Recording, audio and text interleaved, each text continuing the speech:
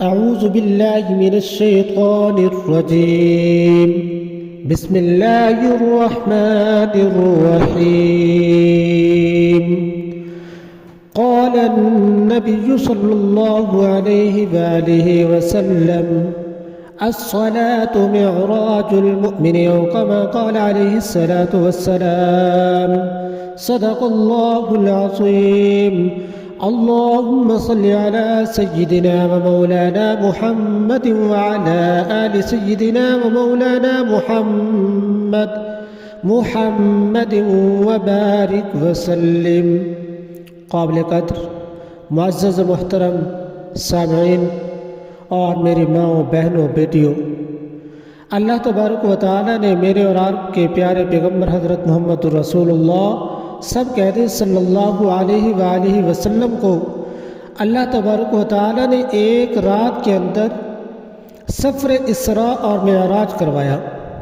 اب سفر اسراء کسے کہتے ہیں کہ مسجد حرام سے لے کر اللہ تبارک و تعالیٰ مسجد اقصی تک لے گئے، اور پھر مسجد اقصی سے اللہ رب العزت کی ذات نے ساتوں آسمانوں کی سیر کروائی، جنت دوزخ کی سیر کروائی، آسمانوں پہ پہنچایا.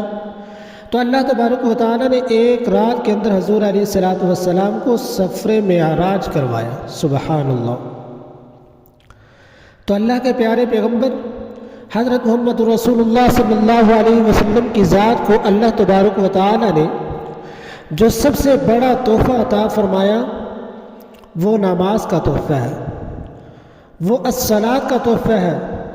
اور اللہ کے پیارے پیغمبر حضور نبی کریم صلی اللہ علیہ وسلم کی ذات نے ارشاد فرمایا: الصلاۃ معراج المؤمن، کہ ایک معراج وہ تھا کہ جو اللہ تبارک و تعالیٰ نے اپنے پیارے پیغمبر حضرت محمد رسول اللہ صلی اللہ علیہ وآلہ وسلم کو کروایا، اور ایک معراج وہ ہے کہ جو میرے اور آپ کے آقا حضرت محمد رسول اللہ صلی اللہ علیہ وآلہ وسلم نے بتایا.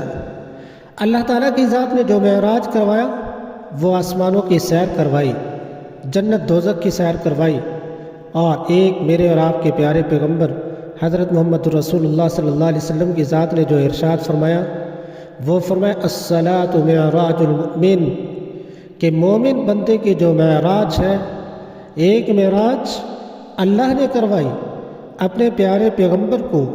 ایک معراج وہ ہے جو پیغمبر نے بتائی اپنی امت کو.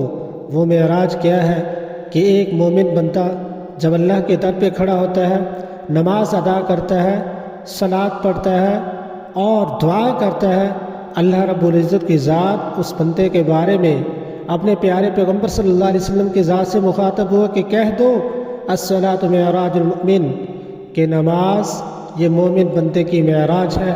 اگر کوئی مومن چاہتا ہے کہ میں معراج کروں، وہ نماز ادا کرے، خشوع اور خضوع کے ساتھ نماز ادا کرے، 5 نمازیں پڑھے گا، اللہ رب العزت کی ذات 50 نمازوں کا ثواب عطا فرمائیں گے.